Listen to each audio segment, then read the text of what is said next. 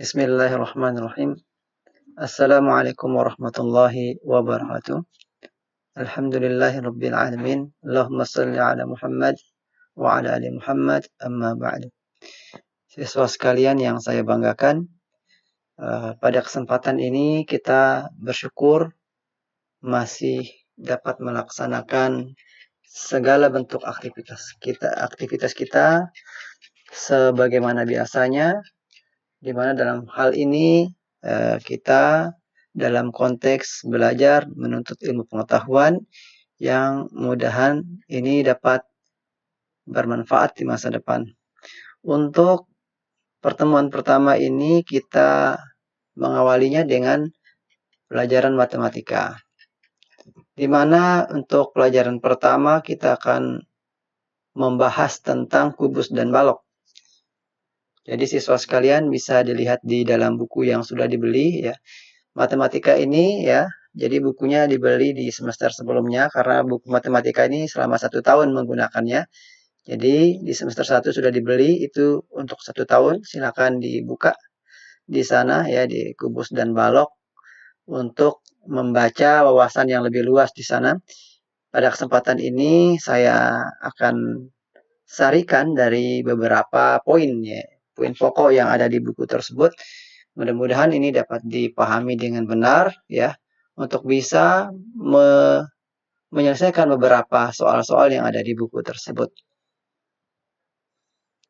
Baik, untuk bagian pertama ini kita akan bahas tentang pangkat 3 dan akar pangkat 3. Jadi bagian ini merupakan bagian dasar di dalam materi kubus dan balok karena ada keterkaitan ya di dalam perhitungan-perhitungan yang insya Allah akan kita jelaskan di bagian selanjutnya. Ya, jadi pangkat 3 dan akar pangkat 3 ini adalah bagian dasar. Untuk poin ini, yang pertama kita bahas adalah masalah pangkat 3. Jadi bentuk dari pangkat 3 ini ya secara umum digambarkan A pangkat 3 sama dengan A kali A kali A. Jadi pangkat 3 ini adalah perkalian yang berurut ya, dengan angkanya ya, angka sama itu ada 3 ya, dengan urutan perkalian seperti itu. Misalkan contoh 2 pangkat 3 ya. Jadi 2 pangkat 3 ini berarti 2-nya ada 3 dengan urutan perkalian semacam ini. 2 kali 2 kali 2 ya. 2 kali 2 itu 4, 4 kali 2 8, sehingga 2 pangkat 3 adalah 8. Kemudian dalam hal ini perlu diperhatikan nilai pangkat 3 ya, dari 1 sampai 10 ini adalah bagian dasar. Ya, bagian dasar yang wajib kita hafal ya. Jadi nilai pangkat 3 dari 1 sampai 10 ini adalah bagian dasar untuk siswa sekalian harus ya menghafal untuk ini. Ya. Kita tunjukkan nilainya dari 1 sampai 10. Nah, nih. 1 pangkat 3 sama dengan 1. Karena 1 kali 1 kali 1 ya 1 ya. 2 pangkat 3 sudah kita contohkan tadi. 3 pangkat 3 27. Berarti penjabarannya 3 kali 3 kali 3. 3 kali 3 9. 9 kali 3 27. Ya. Jadi siswa sekalian bisa membuktikan hasil ini dengan mandiri.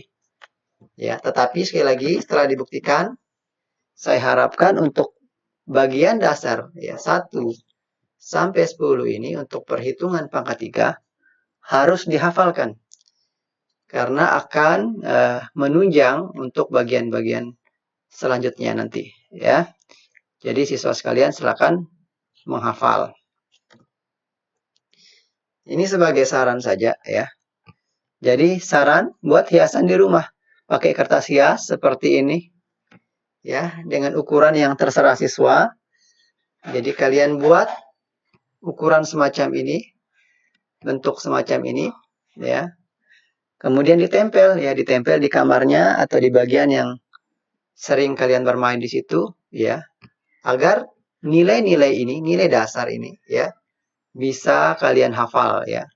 Paling tidak kita akrab dengan angka-angka ini, sehingga ketika ditanya nilai pangkat 3 dari antara 1 sampai 10 ya, kita bisa menjawab dengan cepat ya.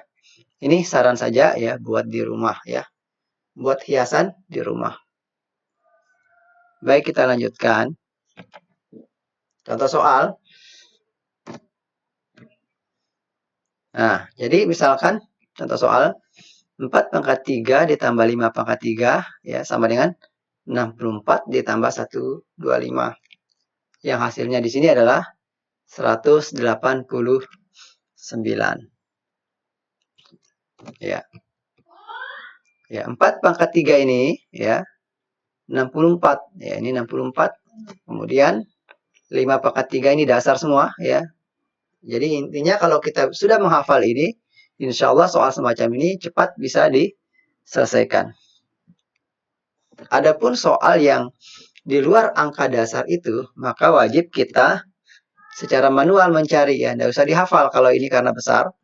Contoh di sini 12 pangkat 3 berarti 12 kali 12 kali 12. Maka nilai dari ini kalau dicarikan maka 1728. Tentunya masalah ini ya, karena berkaitan dengan perkalian dasar, saya harapkan nilai pangkat 3 lebih dari 10 ini, alias 11 ke atas, silakan berlatih secara mandiri. Sehingga untuk soal-soal yang semacam ini, siswa bisa lancar mengerjakannya nanti, ya, ketika ada soal-soal di ujian ulangan harian atau mid semester dan lain sebagainya. Baik, untuk bagian pertama ini seperti ini ya, mudah-mudahan untuk bagian pertama ini bisa difahami ya. Insya Allah akan kita lanjutkan ya di video selanjutnya.